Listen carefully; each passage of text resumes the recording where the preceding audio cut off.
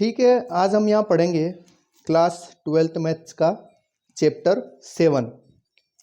और जो हमारी एक्सरसाइज चल रही है वो कौन सी चल रही है, 7B। उसका फर्स्ट सवाल मैंने यहाँ बोर्ड पे लिखा हुआ है। दिया क्या है, एक्स के सापेक्ष समाकलन कीजिए, है ना। आपको इस सवाल का एक्स के रेस्पेक्ट में इंटीग्रेट करना है। ठीक है, सबसे पहले मैं क्या करूँगा, आई बराबर इसका इंटीग्रेट करना है साइन 2x का, किसकी रेस्पेक्ट में, x की रेस्पेक्ट में। इससे पहले हमने जो एक्सरसाइज की थी ना 7A, उसमें मैंने क्या किया था, डायरेक्ट इंटीग्रेट किया था, है ना।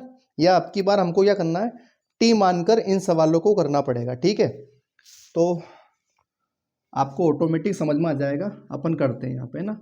यहाँ देखोगे आप साइन का एंगल या थीटा जो भी तुम्हें बोलना है, दिया क्या है, साइन का एंगल है क्या 2x है, तो आपको इसको क्या मानना पड़ेगा, आपको मानना पड़ेगा इसको t।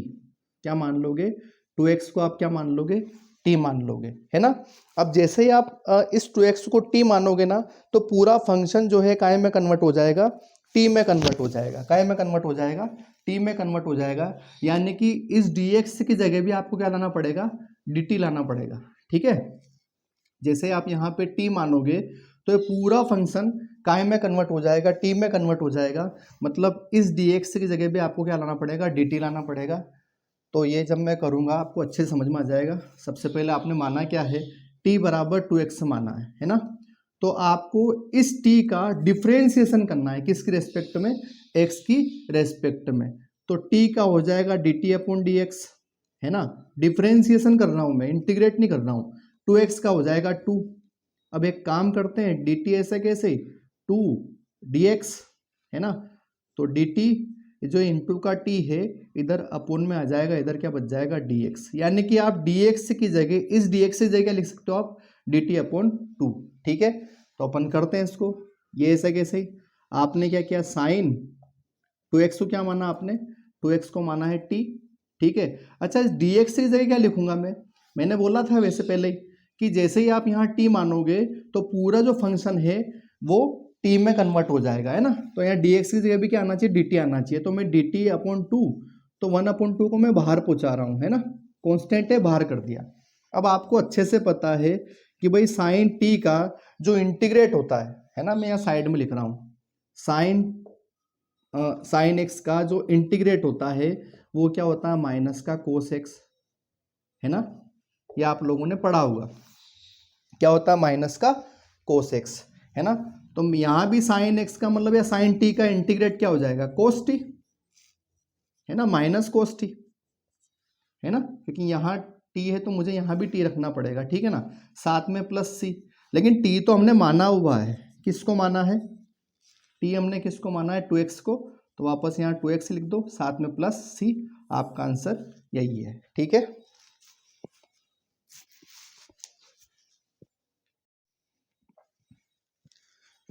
ठीक है। इसका अगला सवाल क्या दिया है, e की पावर 2x, है ना। इसको भी सबसे पहले क्या करेंगे हम लोग, i के बराबर में ले लेंगे। इसका इंटीग्रेट करना है किसकी रेस्पेक्ट में, x की रेस्पेक्ट में। तो यहां भी हम क्या मान लेंगे, लेट इस 2x को मैं क्या मान लूंगा, t मान लूंगा, है ना, t मान लूंगा। अब जैसे ही मैं यहाँ t मानूंगा, ये भाई पूरा फंक्शन काय में कन्वर्ट हो जाएगा, t में कन्वर्ट हो जाएगा, है ना। यहाँ भी मतलब मुझे dx की जगह क्या लाना पड़ेगा, dt लाना पड़ेगा। तो करते हैं पहले अपन, t का हो जाएगा dt अपॉन dx। इसका भी इससे पहले भी हमने यही किया था, इसका डिफरेंशिएशन, है ना। मैंने इंटीग्रेट तो नहीं बोला ना, मैं डिफरेंशिएशन कर रहा हूँ इसका। ठीक है, t का डिफरेंशिएशन क्या हो जाएगा, dt अपॉन dx, और 2x का डिफरेंशिएशन हो जाएगा 2। ठीक है, तो dt बराबर 2 dx। ऐसा कैसे, इस 2 को मैं बट्टे में ले आता हूँ, है ना, बराबर में क्या हो जाएगा dx। यानी कि मैं dx की जगह क्या लिख दूंगा, dt अपॉन 2 लिख दूंगा। ठीक है, बराबर क्या करना है, ये ऐसे कैसे, आपने इस 2x को क्या माना, t, तो t लिख दिया। और dx की जगह क्या लिखना आपको, dt अपॉन 2, तो dt में यहाँ करके 1/2 को यहाँ पे बाहर मैंने पहुंचा दिया। ठीक है, अब आपको ये बात तो अच्छे से पता है कि e की पावर ये, है ना, e की पावर x का जो इंटीग्रेट हो या डिफरेंशिएशन हो, इसको कोई फर्क नहीं पड़ता है। ठीक है, e की पावर x का इंटीग्रेट e की पावर x ही होता है, डिफरेंशिएशन भी यही होता है। ठीक है, बड़ी नकटी चीज़ है, इसको कोई फर्क नहीं पड़ने वाला, ठीक है। इंटीग्रेट भी और डिफरेंशिएशन भी e की पावर x का e की पावर x ही होगा, ठीक है। तो यहाँ भी क्या आ जाएगा, e की पावर x का e की पावर x, लेकिन x से जगह t है तो t लगा दूंगा, प्लस साथ में c 1/2 ऐसा कैसे ही, e ऐसा कैसे ही, लेकिन t तो हमने माना हुआ है, किसको माना है t, 2x को, तो वापस 2x कर दूंगा यहाँ पे प्लस c, यही आपका आंसर है।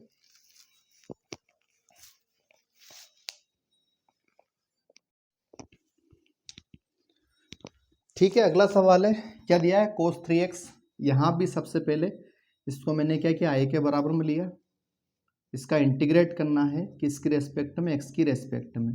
cos का एंगल क्या है यहाँ पे 3x है, इसको क्या मैं क्या मान लूँगा, t मान लूँगा, तो लेट t बराबर क्या हो जाएगा 3x, डिफ्रेंसिएशन करेंगे dt अपॉन dx, है ना, 3x का हो जाएगा 3, dt ऐसे कैसे बराबर 3 dx। अब चूंकि मैंने यहाँ t माना है तो भाई पूरा फंक्शन t में कन्वर्ट करना हमको, इस dx की जगह भी क्या लाना, dt लेके आना है ना, तो dx की जगह मुझे dt लाना पड़ेगा, तो इस 3 को मैं कहाँ पहुँचा दूंगा, यहाँ बट्टे में पहुँचा दूंगा, बराबर में क्या हो जाएगा dx, यानी कि इस dx की जगह में क्या लिख दूंगा, dt अपॉन 3 लिख दूंगा, ठीक है। तो करते हैं इसको आगे, कोस ऐसा कैसे ही, आपने 3x को क्या मान रखा है, t मान रखा है, और dx की जगह लिखना है dt अपॉन 3, तो dt ऐसे कैसे, और यहाँ से 1/3 को मैंने बाहर पहुँचा दिया, ठीक है। कोस t का जो इंटीग्रेट होता है ना, क्या होता है, साइन t साथ में प्लस c, है ना, तो 1/3 ऐसे कैसे, लेकिन t हमने माना हुआ है, और t किसको माना है, 3x को प्लस c, ये इसका आंसर है, ठीक है।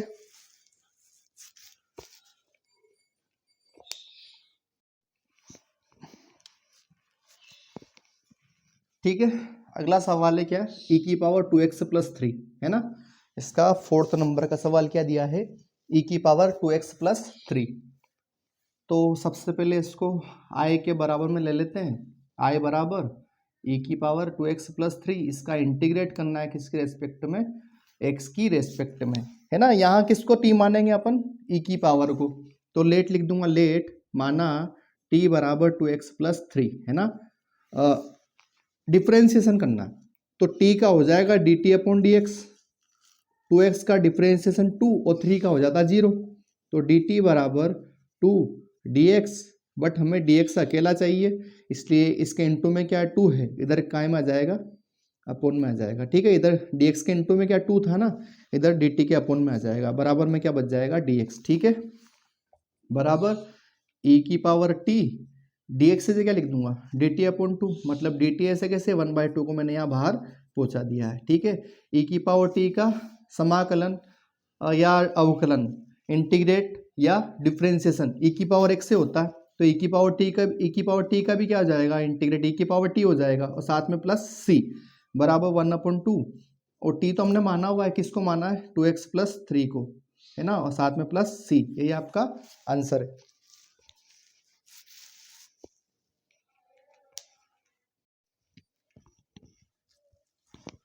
ठीक है, इसका 5th सवाल क्या है, ax प्लस बी का होल स्क्वायर, ठीक है।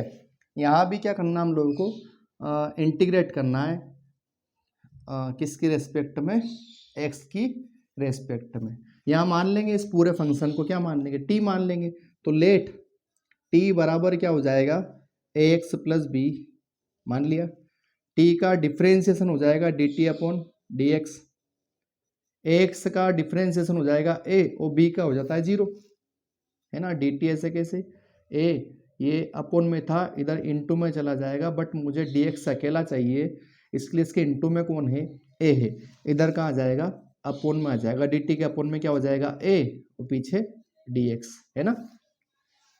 अब होगा क्या यहाँ पे कि मैंने इंटीग्रेट, इस पूरे को मैंने क्या माना है t, तो t का स्क्वायर, और dx की जगह मुझे क्या लिखना है, dx की जगह लिखना है dt अपॉन a, तो मैं 1/a को बाहर कर रहा हूँ, ठीक है, कांस्टेंट है बाहर कर दो, 1/a ऐसे कैसे।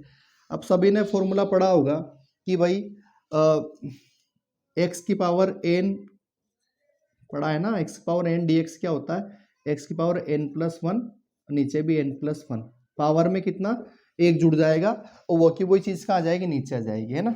तो सभी ने पढ़ा है, तो अपन करते हैं इसको, यानी कि t 2+1, नीचे भी 2+1, है ना, इतनी बात सभी को पता है है ना, साथ में प्लस सी।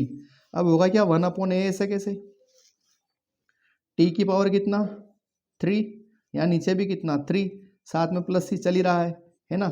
मल्टीप्लाई करेंगे, यहाँ पे मैं इधर कर रहा हूँ साइड में, है ना, मल्टीप्लाई करेंगे टी क्यूब ऐसा कैसे ही, और ए का 3 में क्या 3a और साथ में प्लस सी, लेकिन टी तो हमने माना हुआ है, किसको माना है, ax प्लस बी को, तो एक्स प्लस बी का क्यूब अपॉन में 3a साथ में प्लस सी, यही आपका आंसर है।